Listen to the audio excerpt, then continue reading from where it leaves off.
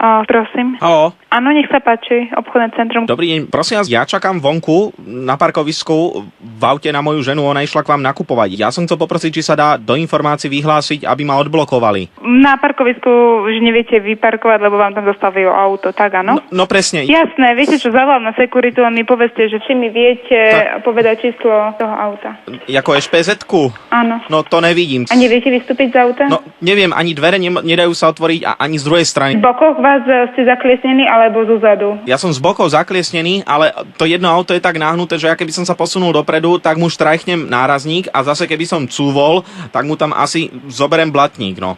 Proste tak ma tak, jak sa hovorí, do 69 proste zablokovali. Ale zo zadu máte voľný priestor. Nedá sa mi ani cúvnuť, ani dopredu pohnúť, nedá sa nič. Ja som viete čo, ja som ešte skúšal, že otvorím si šíber ako cez strechu, že by som, ale to je také úzke, ja mám trošku brucho, no. Dostal som sa iba hore s trupom a potom už o brucho som sa zaštrajchol, to sa nedá, no.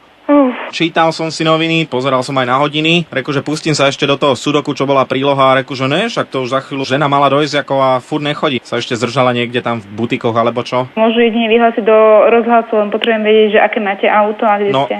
Ja mám Molcitku, Sivá Dakar Metalíza, mám takú tú dlhú anténu, čo boli v kinderkách, kedy si pribalené také tie žlté obaly, tak ja tam mám hore ten štuplík. A vedľa vás sú aké auta? Po ľavej strane stará Simka, kombíčko. To je čo Simka? Simka, staré kombíčko, v 70 rokoch z Tuzexu sa to vozilo. Kombí 70 roky. A farba? Zeleno-hrášková Natural. Po pravej strane, prosím vás, je zase Barkas, Valník, oranžová s takým žltým štráfom.